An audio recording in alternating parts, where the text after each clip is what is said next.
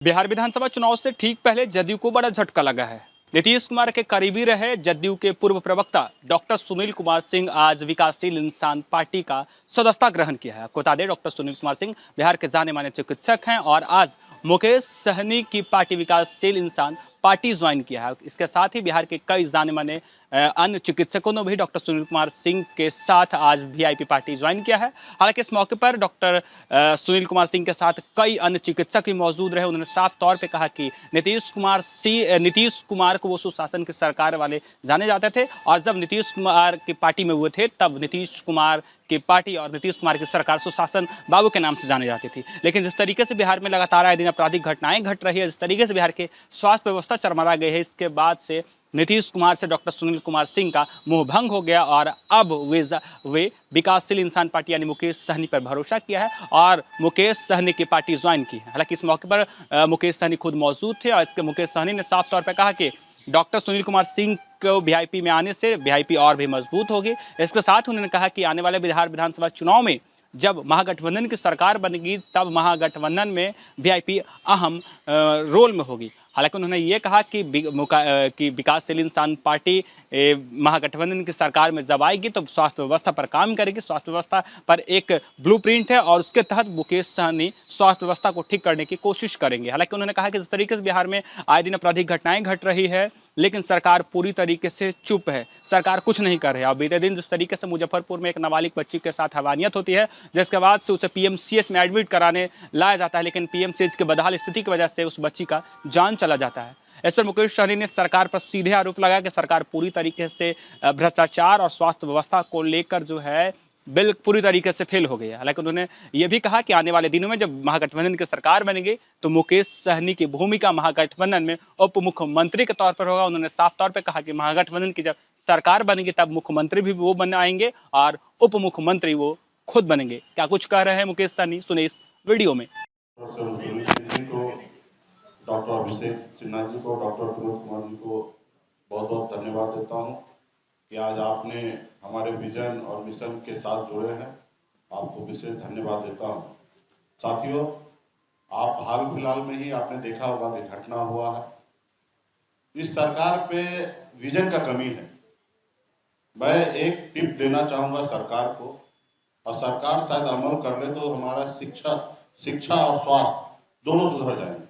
हम स्वास्थ्य की बात अगर करते हैं तो आप बिहार में कहीं भी पता कर लीजिए कि अगर ब्लॉक लेवल पे हॉस्पिटल पर अगर लोग जाते हैं इलाज कराने के लिए तो 1 मिनट भी देरी नहीं करते उसको जिला में रेफर कर देते हैं। और जब जिला में जाएंगे तो जिला वाले लोग जो है 1 मिनट भी देरी नहीं करेंगे, इलाज भी नहीं करेंगे, जांच भी नहीं करेंगे, सीधा वो पटना रेफर कर देंगे। आप बताइए, एक परिवार एक अपने पेशेंट को, अपने बच्चे को लेके कहाँ कहाँ बवाएंगे। ये सरकार का जवाबदेही होना चाहिए कि अगर प्रखंड लेवल पे अगर रेफर करने की आवश्यकता है तो सरकार उस पेशेंट को उठाकर जिला में लेके जाया जाए। और जिला हमारा इतना स्ट्रांग होना चाहिए कि उसको पटना में रेफर करने की आवश्यकता नहीं होना चाहिए। अगर किसी कारण अगर पटना में रेफर कर रहे हैं तो पहले उनको पता करना चाहिए कि पटना में बेड खाली है या नहीं है, और नहीं खाली है तो वहीं पे उनको उपचार करना चाहिए। अगर खाली है तो आप एक पेशेंट को एक परिवार के हवाले कैसे छोड़ दे रहे हैं।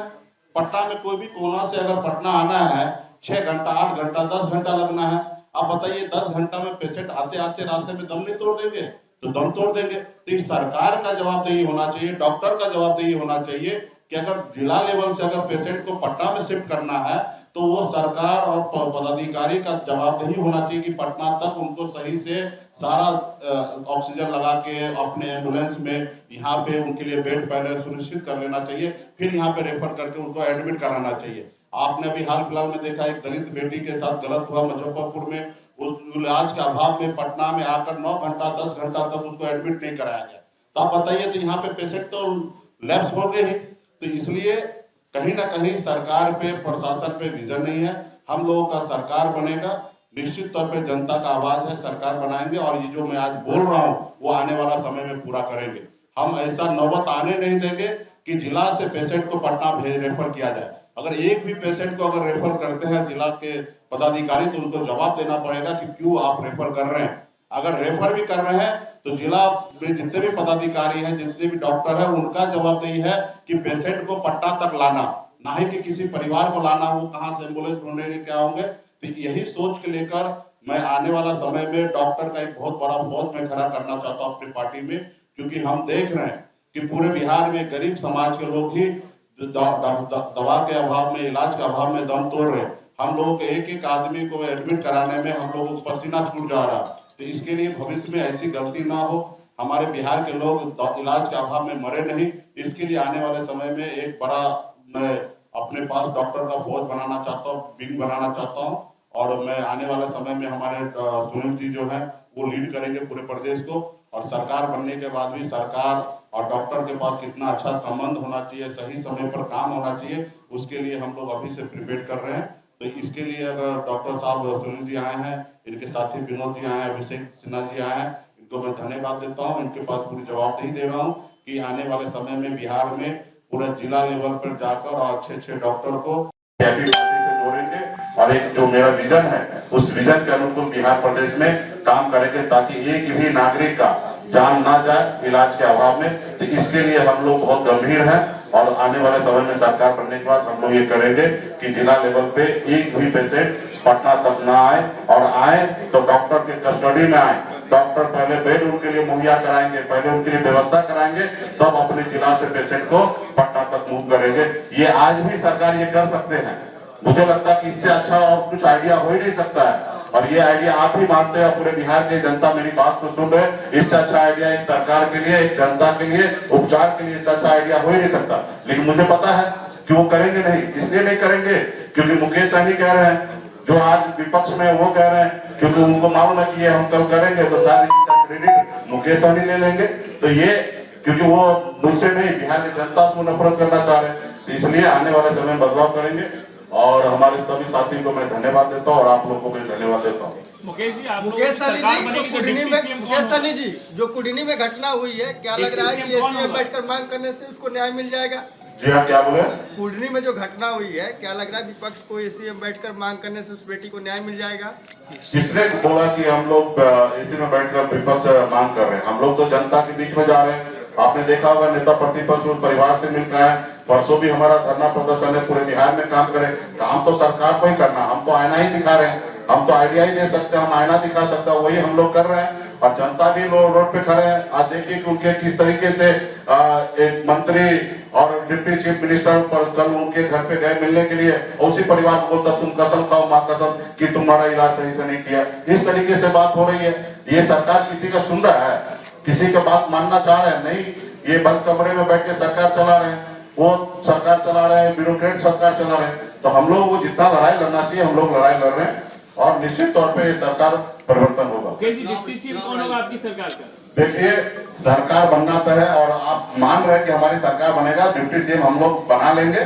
और निश्चित तौर पे इसके लिए पहले भी कह चुके हैं, इच्छा जाहिर कर चुके हैं कि वीआईपी पार्टी का डिप्टी चीफ मिनिस्टर होगा। चुनाव भी लड़ाएंगे क्या डॉक्टर साहब को? आपने भी कहा कि लीड करेंगे, अरे चुनाव लड़ाएंगे क्या? निश्चित तौर पे कोई भी पॉलिटिकल पार्टी में अच्छे लोग आएंगे और जनता का सेवा करना है, तो निश्चित तौर पर यहाँ पे पावर चाहिए। तो डॉक्टर साहब मजबूती से आए हैं, इनके हाथ में पावर, सरकार बनने पे सरकार का पावर इनके हाथ में होंगे, और समय सिचुएशन बनेगा तो निश्चित तौर पे चुनाव भी लड़ाया जाएगा। चुनाव तो हम लोग अपने राज्य के लोग को ही लड़ाएंगे, पार्टी के नेता को लड़ाएंगे, अमेरिका से थोड़ी लाके लड़ाएंगे। तो डॉक्टर साहब भी उस रेस में लग जाएंगे, और निश्चित तौर पे जब डॉक्टर साहब जैसे लोग अगर चुन के आएंगे, विधायक बनेंगे, और तो निश्चित तौर पे ज्यादा से ज्यादा विकास का काम होगा। ज्यादा कुछ दिन पहले मुझे सर से मिलने का मौका मिला। अभी बस मैं एक चीज सर के बारे में बोलना चाहूँगा, बाकी डॉक्टर सुनील सर ने सब कुछ बता दिया। आज तक हम लोग अपने राज्य में यही सोचते थे कि राज्य में ये कमी है, ये पूरी हो जाएगी तब हमारा राज्य प्रोग्रेस करेगा। लेकिन सर का जो विचार, जो सोच था, सर ने कहा सर की जो अपने प्लानिंग्स हैं, जो थॉट प्रोसेस है, हमारे पास जो है पहले हम उसी को ग्रो कर लें तो हमें किसी की जरूरत नहीं पड़ेगी। और इसके बहुत सारे एग्जाम्पल सर ने दिए। पहली बार मैं किसी से इस तरीके से रूबरू हुआ, और उस दिन मैं बहुत ही इम्प्रेस हुआ सर से। अदरवाइज पहले मैं कभी भी ऐसा पॉलिटिकल किसी से भी वैसा नहीं मिला था। उसी दिन मैंने डिसाइड कर लिया कि नहीं मैं। तो आपने सुना किस तरीके से मुकेश सहनी ने सीधे तौर पर बिहार के मुख्यमंत्री नीतीश कुमार पर हमला बोला है, बिहार के स्वास्थ्य व्यवस्था पर, बढ़ते अपराध पर और इसके साथ उन्होंने ये कहा कि जब उनकी सरकार बनेगी तो मुकेश सहनी आने वाले बिहार विधानसभा चुनाव में जब महागठबंधन चुनाव लड़ेगी तब महागठबंधन में मुकेश सहनी उप मुख्यमंत्री के तौर पर जो है वो अहम भूमिका निभाएंगे।